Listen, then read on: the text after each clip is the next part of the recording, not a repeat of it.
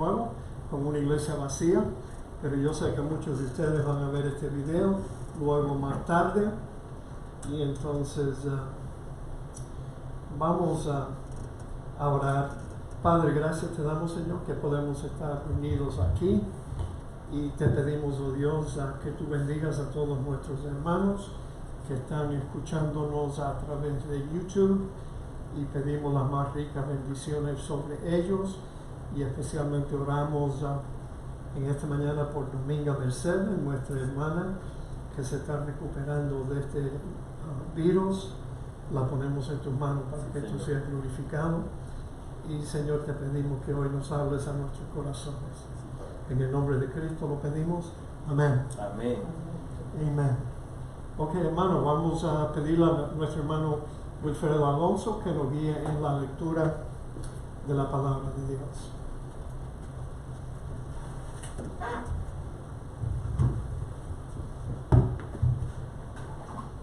Buenos días, hermanos. Por la gracia de Dios nos encontramos una vez reunidos para llevar a cabo, a través de los avances tecnológicos, poder ir a nuestros hogares y poder siempre alimentarnos de esta comida espiritual para llenar nuestras almas y seguir luchando, seguir perseverando en la palabra de Dios. Continuando con nuestro estudio, nos encontramos en el libro de Hebreos, capítulo 9, y vamos a comenzar en el verso 13. Porque si la sangre de los toros y de los machos cabríos y las cenizas de la becerra rociadas a los inmundos santifican para la purificación de la sangre, ¿cuánto más la sangre de Cristo, el cual mediante el Espíritu Eterno se ofreció a sí mismo sin mancha a Dios, limpiará vuestras conciencias de obras muertas para que sirváis al Dios vivo? Así que, por eso es mediador de un nuevo pacto, para que interviniendo muerte para la remisión de las transgresiones que había bajo el primer pacto, los llamados reciban la promesa de la herencia eterna. Porque donde hay testamento, es necesario que intervenga muerte del testador, porque el testamento con la muerte se confirma, pues no es válido entre tanto que el testador vive. De donde ni aun el primer pacto fue instituido sin sangre, porque habiendo anunciado Moisés todos los mandamientos de la ley a todo el pueblo, tomó la sangre de los becerros y de los machos cabrillos con agua, lana escarlata e hisopo, y roció el mismo libro y también a todo el pueblo, diciendo: esta es la sangre del pacto que Dios os ha mandado. Y además de esto, roció también con la sangre el tabernáculo y todos los vasos del ministerio. Y casi todo es purificado, según la ley, con sangre. Y sin derramamiento de sangre no se hace remisión. Amén. Amén. Gracias, hermanos. Muy bien, mis amados hermanos, hoy es la tercera porción de este estudio y queremos comenzar con un resumen de todas las cosas que hemos aprendido en la epístola a los Hebreos. Noten que el autor está tratando de exaltar a Cristo por encima de todo, y nos dice que Jesús es superior a todos los profetas de la antigüedad. Jesús es el creador del universo. Jesús es el heredero de todas las cosas. Jesús es el que nos revela a nosotros a Dios. Y Jesús es el sustentador de todas las cosas. Jesús es el salvador de los hombres, y Jesús fue exaltado a la diestra de la majestad en las alturas. Jesucristo, por tanto, es mejor que los ángeles, o mayor, y Él es mayor y mejor que Moisés. Él es mejor que Aarón. Él es mejor que el sistema sacerdotal levítico. Él provee un reposo mejor. Él provee un pacto mejor. Y Él nos da una seguridad mejor. Jesucristo es mejor que todos. Y entonces el autor nos lleva en el segundo capítulo para que contemplemos de que no debemos de descuidar una salvación tan grande que solamente podemos obtener en Jesucristo. Jesucristo es mejor redentor. Jesús, no los ángeles, reinará sobre el mundo venidero en el reino milenial. Jesucristo es mayor que Moisés. Jesucristo es un mejor redentor. Jesucristo nos da un mejor reposo. Jesucristo es un sumo sacerdote superior. Jesucristo tiene un mejor sacerdocio. Jesucristo tiene un ministerio mejor. Y Jesucristo hizo un sacrificio mejor.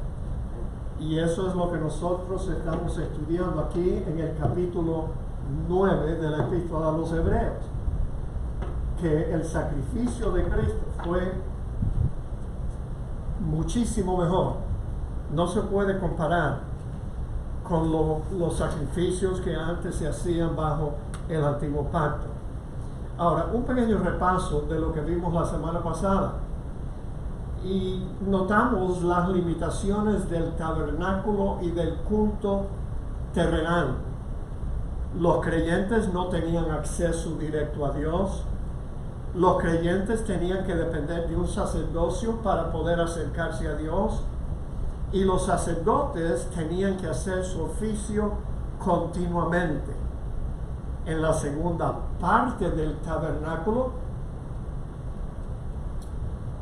también ese culto tenía limitaciones, porque solo el sumo sacerdote podía entrar en el lugar santísimo del tabernáculo, y él solo podía entrar una vez al año.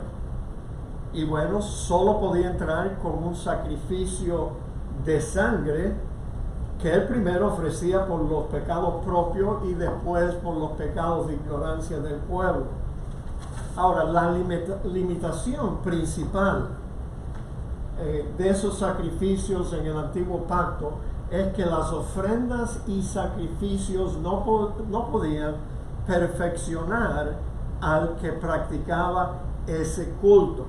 Pónganse a pensar, todos esos sacrificios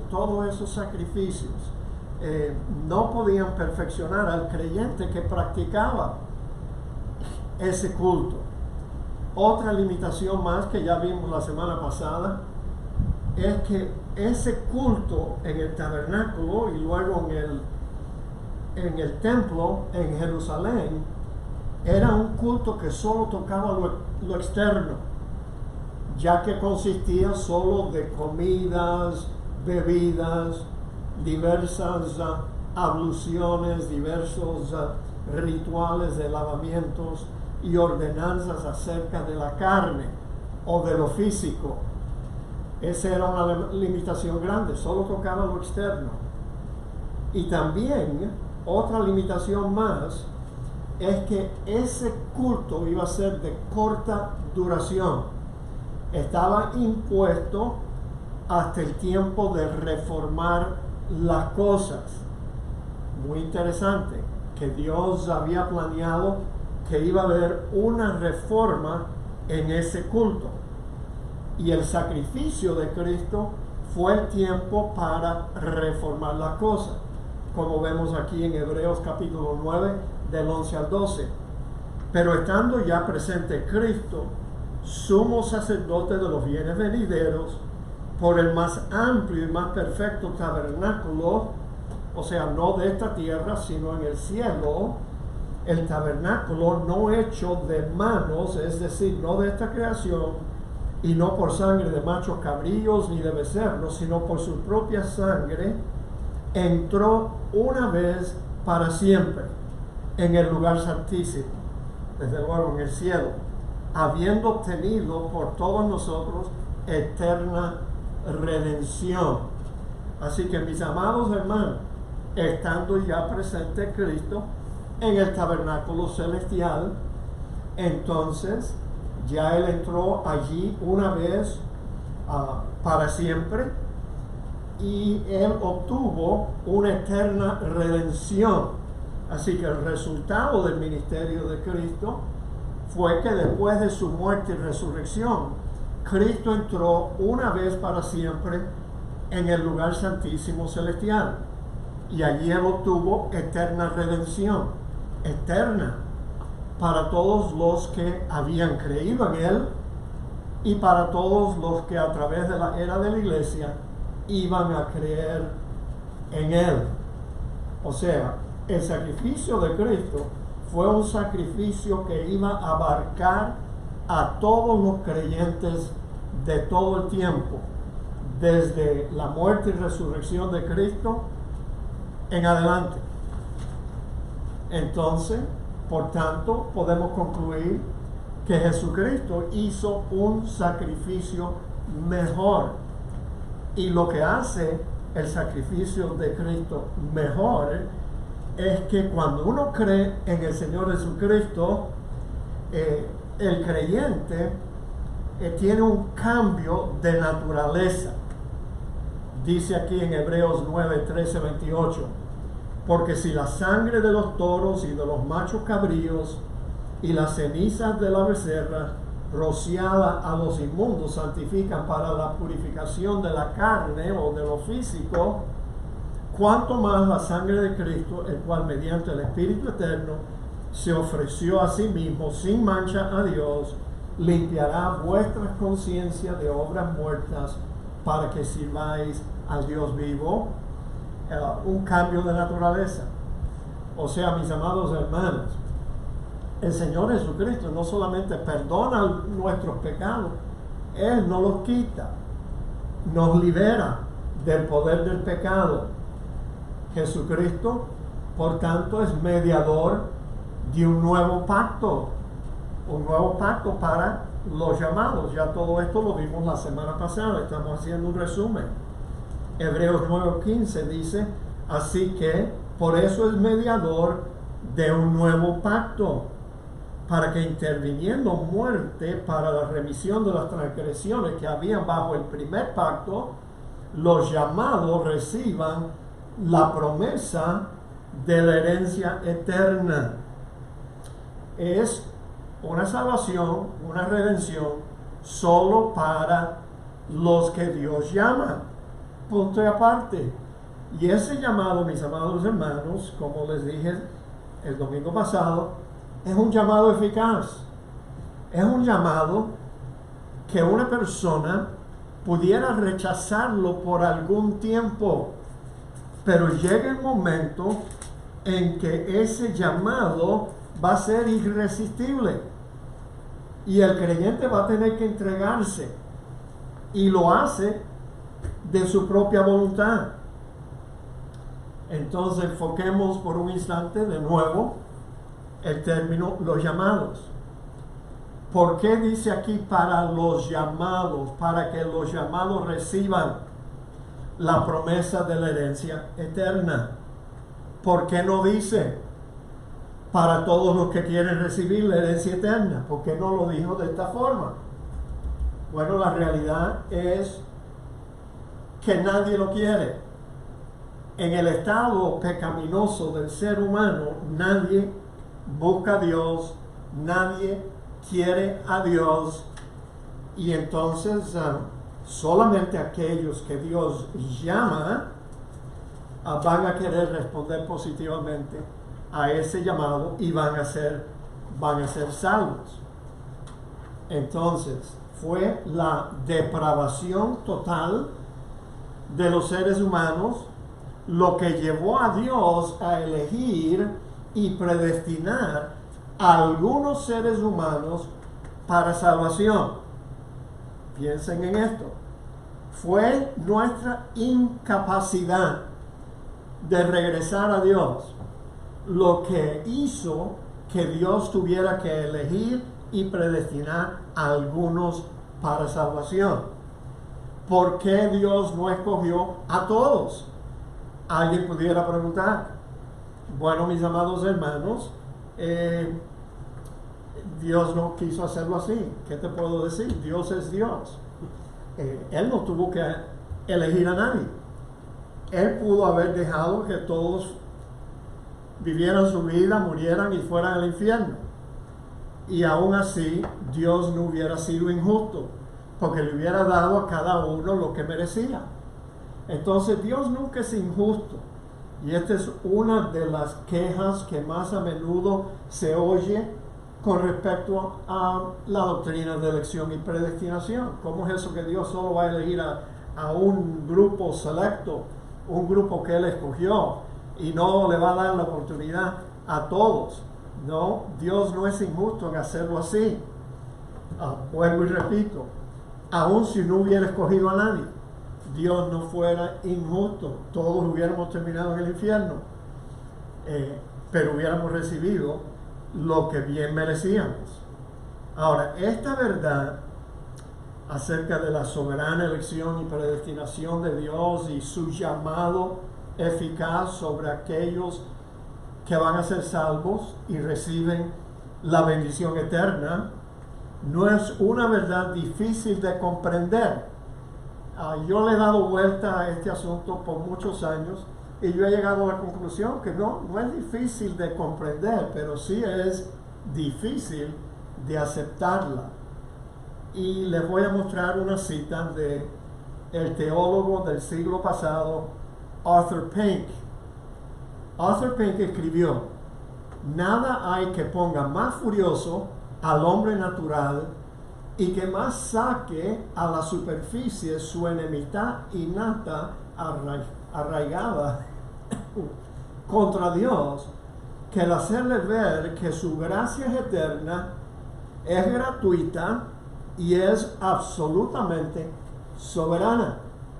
Para el corazón no quebrantado es demasiado humillante el aceptar que Dios formó su propósito desde la eternidad sin consultar para nada a la criatura.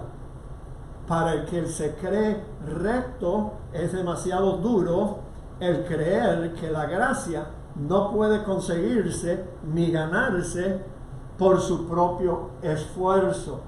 Hermano, esa es la razón por la cual hay tanta oposición a la forma que Dios utilizó para salvar a los elegidos.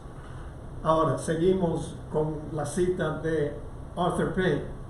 Si el pecador persiste en valerse de su propia justicia, su porción eterna será el lago de fuego. Su única esperanza consiste en inclinarse a la sentencia que la justicia divina ha dictado contra él, reconocer la absoluta rectitud de la misma, abandonarse a la misericordia de Dios y presentar las manos vacías para asirse de la gracia de Dios que el Evangelio le presenta. Así es, mis amados hermanos. Somos salvos con las manos vacías. Dios ni siquiera tomó en cuenta, como algunos piensan, la respuesta que el pecador le iba a dar a Dios antes de que lo hubiera elegido. No tomó en cuenta para nada a la criatura. La salvación es un acto soberano de Dios. Ahora, noten que era necesaria en este nuevo pacto la muerte del testador. Un pacto, otra palabra para pacto es la palabra testamento. Un testamento. En Hebreos 9, 16 al 22, allí leemos: porque donde hay testamento o pacto, es necesario que intervenga muerte del testador, porque el testamento con la muerte se confirma, pues no es válido entre tanto que el testador vive.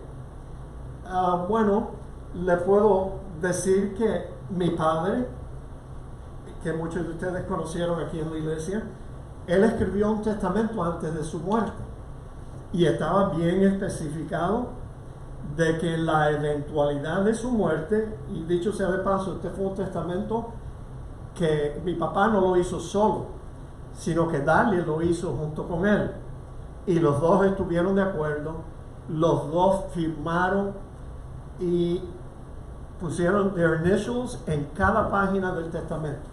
Y el testamento decía que en la eventualidad de la muerte de mi papá, todos los bienes de mi padre se iban a pasar a la hermana Dalia. Y entonces ella se iba a quedar con la casa, con todo, el dinero en el banco, todo. No era mucho, pero anyway, nosotros, los tres hermanas y yo, pues no podíamos recibir nuestra herencia hasta que la hermana Dalia falleciera. Claro que sí, él quiso que ella tuviera todo en el testamento hasta que ella muriera. Y entonces a los 4 hijos de mi padre, 4 hijos, y bueno, él me señaló a mí como el ejecutador de su testamento. Entonces nos hicimos cargo de cuidar a Dalia. Ella vendió la casa, que yo luego creo, y ella me demostró y me lo dijo muchas veces, que ella se había arrepentido de haber vendido la casa. Ella pudo haber estado en su casa todo el tiempo, pero anyway, ella decidió vender la casa y lo podía hacer porque todo había sido pasado a ella. Y entonces casi Dalia casi gastó todo. casi gastó todo. Pero bueno, al final de la vida de Dalia, nosotros la enterramos de acuerdo a sus deseos y el deseo de mi padre. Ella está en el mismo mausoleo junto con mi papá. Allí todo, el funeral, todo según ellos habían especificado. Y entonces después de la muerte de Dalia, entonces pudimos repartir lo poco que quedaba. Por favor, no vayan a pensar que mi padre era un obrero común y corriente. Realmente lo único que él tenía era su casa, y con ese dinero pudimos ofrecerle a Dalia todo el cuidado que ella necesitó hasta el último día de su vida. Y así mi papá lo deseaba y así nosotros lo cumplimos.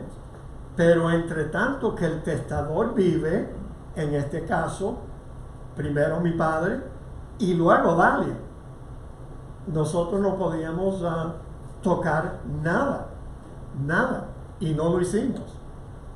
Pero después de la muerte de Dalia, entonces nosotros pudimos dividir lo poco que quedaba, porque ya yo me estaba preocupando que Dalia iba a gastar más de todo lo que tenía. ¿Y luego qué? Porque ella estaba en un centro de ancianos que costaba $2,000 al mes, $2,000 a month.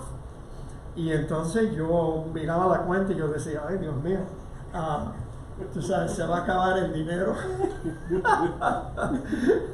Pobrecita. Pero anyway, yo tenía el ojo puesto en esas cosas porque yo era el responsable por el cuidado de Dalia. Pero anyway, fíjense, seguimos leyendo. De donde ni aún el primer pacto fue instituido sin sangre. Versículo 19. Porque habiendo anunciado Moisés todos los mandamientos de la ley a todo el pueblo, tomó la sangre de los becerros y de los machos cabríos con agua, lana, escarlata e hisopo, y roció el mismo libro y también a todo el pueblo, diciendo, esta es la sangre del pacto que Dios os ha mandado. Y además de esto, roció también con la sangre el tabernáculo y todos los vasos del ministerio. Y casi todo es purificado según la ley con sangre, y sin derramamiento de sangre no se hace remisión. Ahora, En el antiguo pacto, el derramamiento de sangre era la sangre de los animales. Dicho sea de paso, déjenme hacerle una pregunta a ustedes que nos están viendo a través de YouTube. ¿Cuántos de ustedes están leyendo el Antiguo Testamento? Porque yo me acuerdo haber leído hace poco, creo que fue en el libro de Deuteronomio, después que Moisés le dio la ley al pueblo, él roció el libro de la ley y todo, lo roció con la sangre mezclada con agua, y así el pacto fue confirmado por esa sangre. Ahora, el tabernáculo, continuamos, en Hebreos 9, 22 y 28, el tabernáculo terrenal era solo una figura del celestial. Fue pues necesario que las figuras de las cosas celestiales fueran purificadas así, pero las cosas celestiales mismas con mejores sacrificios que estos, porque no entró Cristo en el santuario hecho de mano, figura del verdadero, sino en el cielo mismo, para presentarse ahora por nosotros ante Dios, y no para ofrecerse muchas veces, como entra el sumo sacerdote en el lugar santísimo cada año con sangre ajeno. De otra manera, le hubiera sido necesario padecer muchas veces desde el principio del mundo, pero ahora, en la consumación de los siglos, se presentó una vez para siempre por el sacrificio de sí mismo para quitar de en medio el pecado.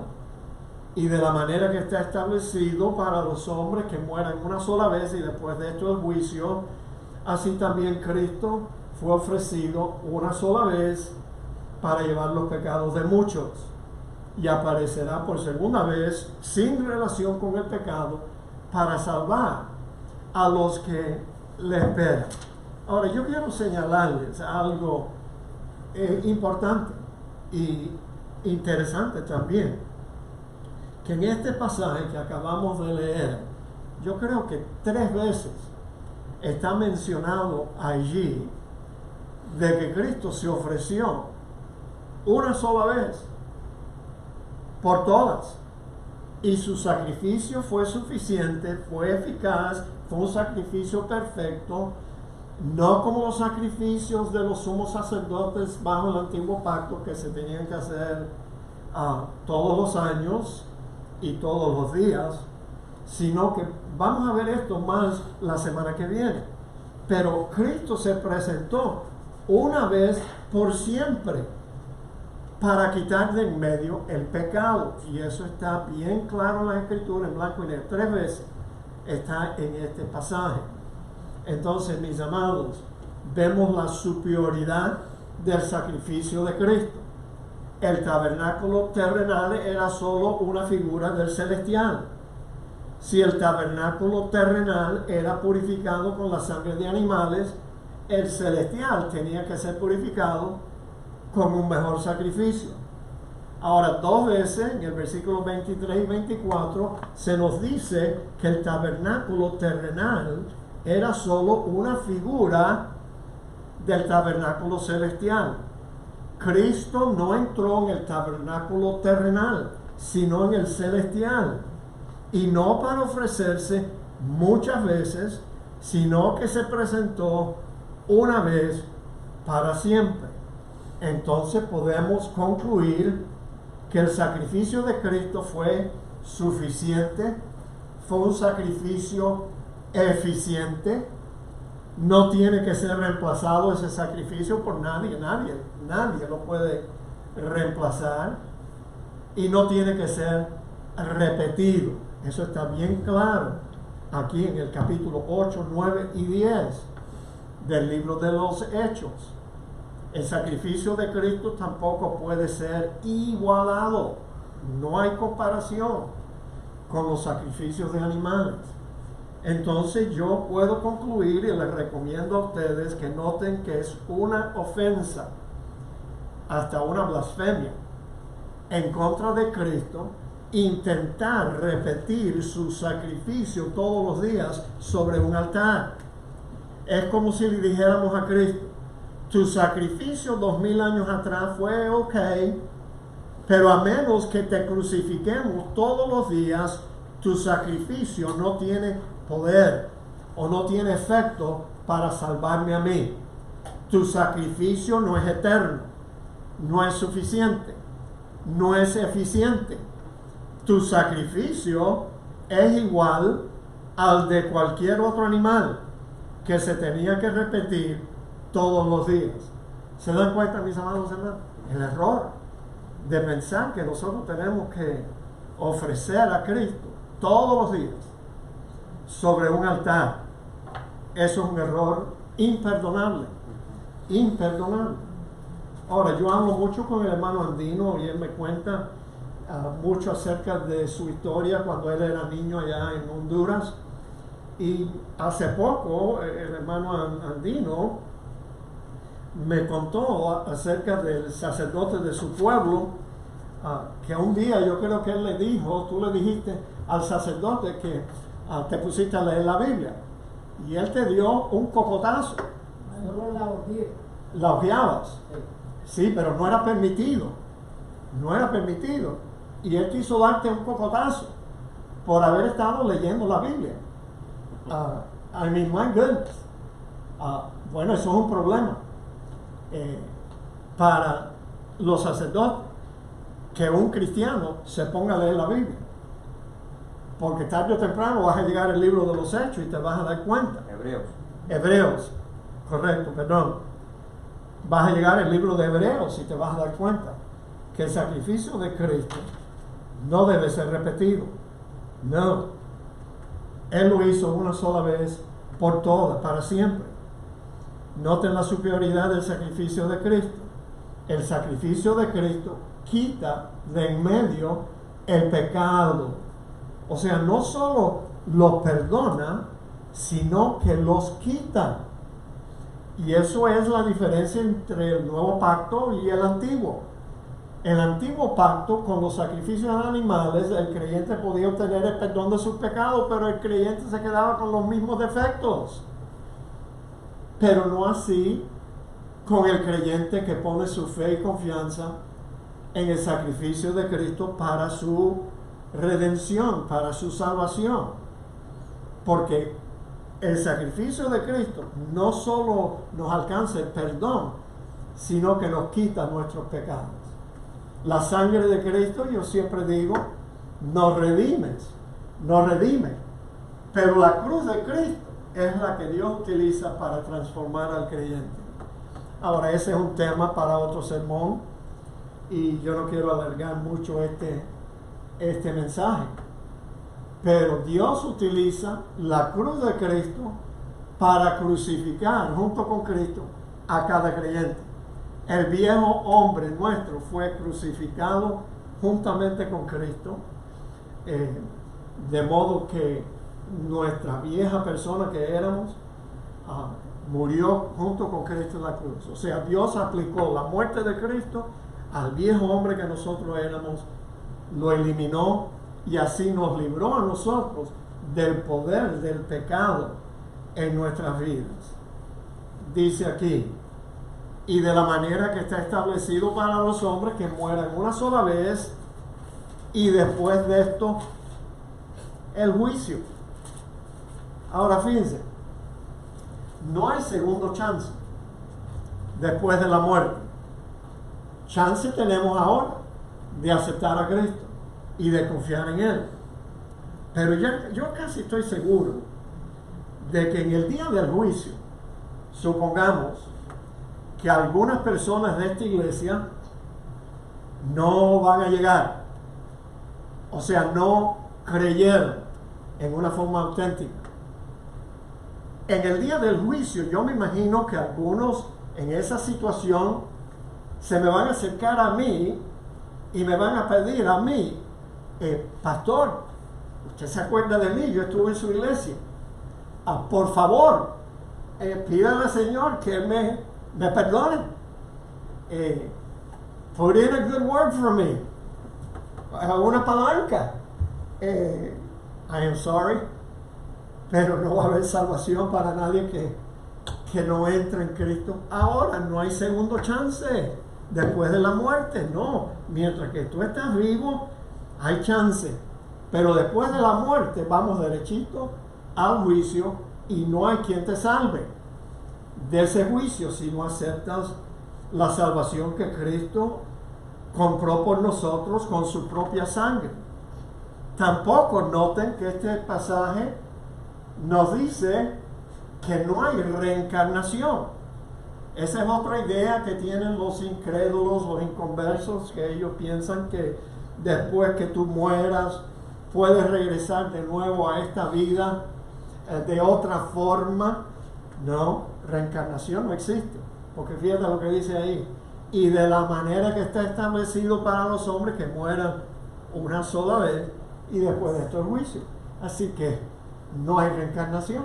Pero bueno, si fuera posible, yo siempre digo, si fuera posible, que no lo es, esto es una broma, por favor, entiendan, si fuera posible que yo pudiera regresar de otra forma en mi próxima vida, yo quisiera regresar como uno de los gatos de mi esposa Rita. Oh, yes. Entonces yo estuviera bien atendido, bien cuidado, bien alimentado, si yo pudiera regresar como un gato de Rita. Claro que sí. Ella ama a esos gatos más que a mí. Pero bueno, mis amados hermanos, no es posible la reencarnación, no es posible un segundo chance después de la muerte, no es posible. Ahora, así también Cristo fue ofrecido, o sea, murió una sola vez para llevar los pecados de muchos. Noten que dice que Él murió para llevar los pecados de muchos. No dice de todos. No, de todos no.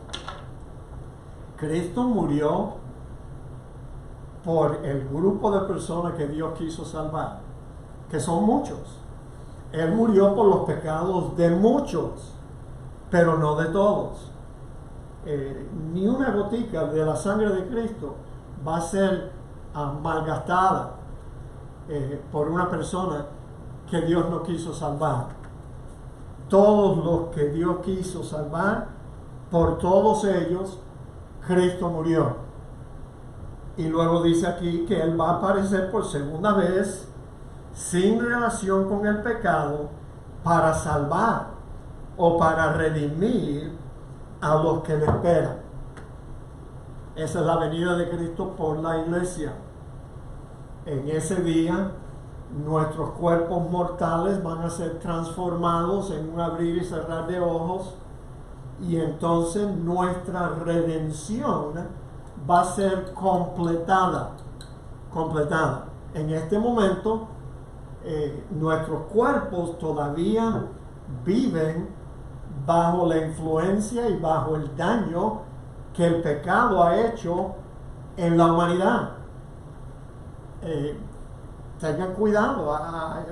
Yo estoy escuchando varias voces en el internet de cristianos que aseguran: no, el coronavirus no me va a llegar a mí.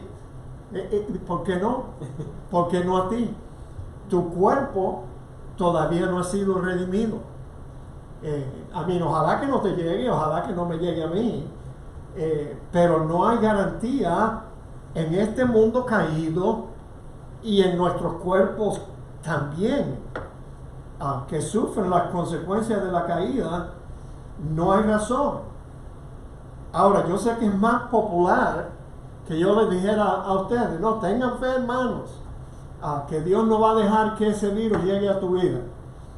Ese sería un mensaje más popular, más aceptable, pero no sería verdad.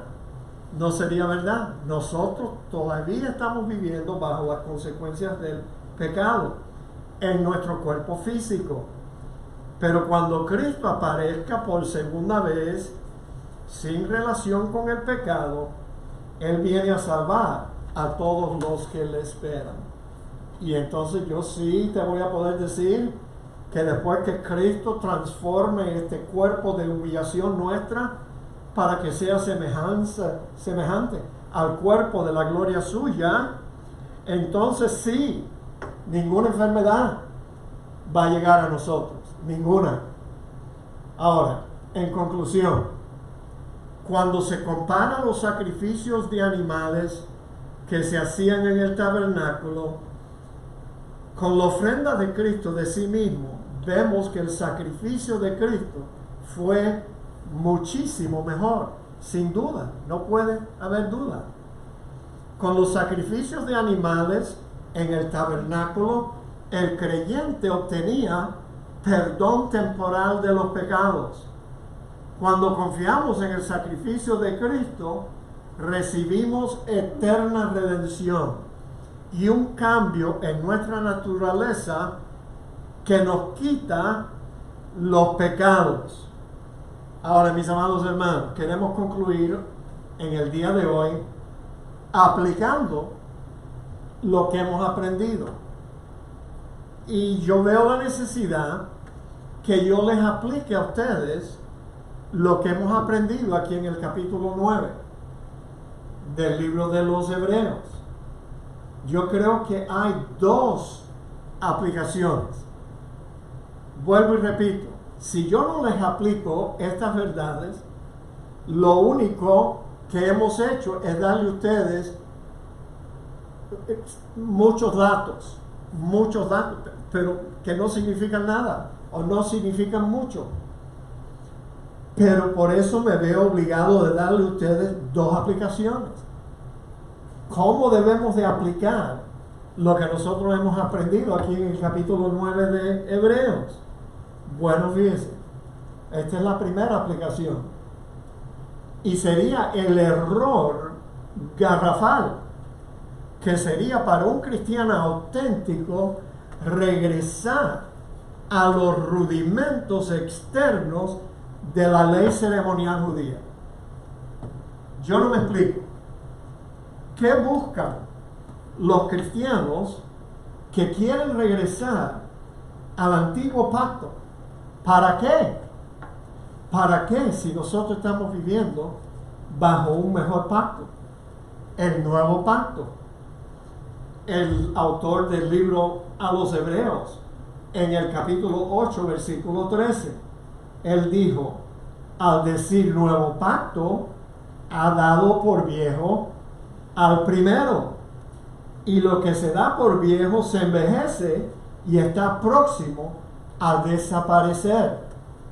El antiguo pacto iba a tener una reforma y lo antiguo iba a ser reemplazado por lo nuevo.